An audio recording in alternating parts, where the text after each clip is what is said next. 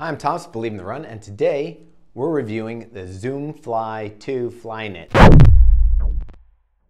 Thanks to my friends down in Brazil from Tenasuerto who sent me this killer trucker hat. Appreciate it. If you ever speak Portuguese and want to watch some great reviews or see what they're doing on their videos down there, I love their channel, I love their Instagram. Rachel, put up their Instagram right here so people can follow them. All right, so let's get into the Nike Zoomfly 2 Flyknit. Although it looks a lot like the original shoe and it has a lot of the same shape midsole, it's not really much like the original Zoomfly.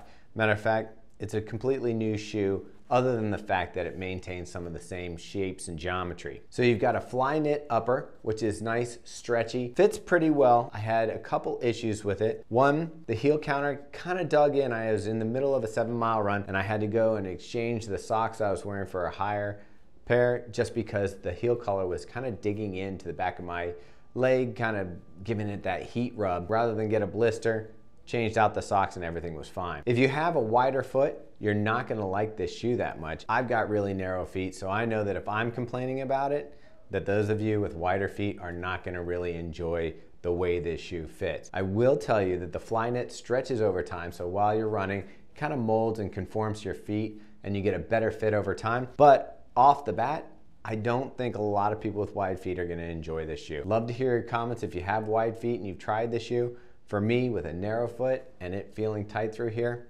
I knew it's just gonna be a problem for a lot of people. And the footbed isn't that wide either. So even if the Flyknit stretches, you're still on a narrow footbed. I did like the fit of the Flyknit, and once it broke in for me, it fit a lot better. It does have a removable footbed, so if you have orthotics or want to try something else or run without a footbed in there, you can certainly do that. 10mm drop, fits true to size. I had plenty of room for my toe even though it was narrow on the side. As far as the tongue goes, it's built in, it's knitted into the material. And this can make lacing a little bit tricky too because the lacing is also built right in to the Flyknit. Maybe start with a little looser than you'd want and then slowly kind of adjust it down to where it fits right over your foot. So let's get down to the midsole. All new material here. This is the React foam, not the Lunarlon foam, and they replaced the plastic plate with a little bit of carbon in it with a full carbon plate for this shoe. So you're gonna get that bounce and that spring out of this shoe. It's the same carbon plate that's in the Vaporfly 4%. So I was pretty excited about that. I thought, wow, this could be the shoe that you train in, and then when you get ready to race, you throw on the Vaporfly 4%,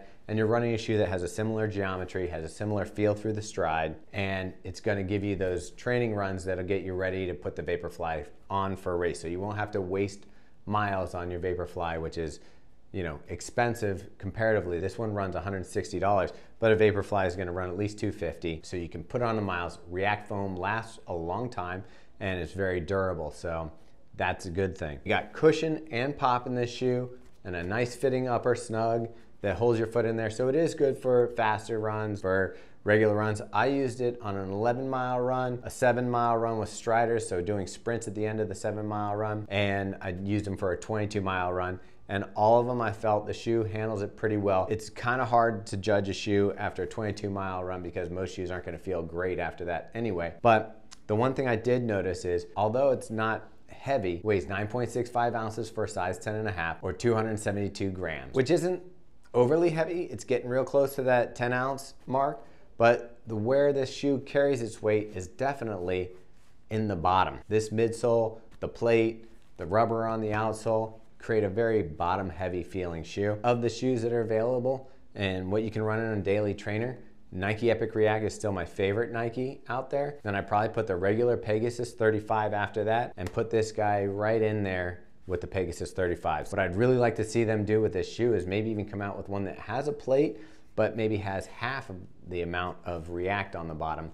So it's a thinner, lighter shoe with the plate in it, the pop, and I think that would really dial this shoe in for me. But I get what they're trying to do. They're trying to give you a shoe that's similar to the Vaporfly 4% in looks and feel, and in that way, this could be a shoe for people who want to train in a daily trainer that they can put the miles in on this React foam, and then switch it over to Vaporfly 4% for the racing, like I said earlier. But for me, I think I'd still take the Epic React over this shoe. Plenty of rubber on the forefoot. You can kind of see here, I've worn it off, and that kind of shows you where my stride is a little weak on the outer edge. I drag a little bit. Feel like the React is gonna last a long time. The Epic React had hardly any rubber coverage on the bottom other than cosmetically having scuffs like this.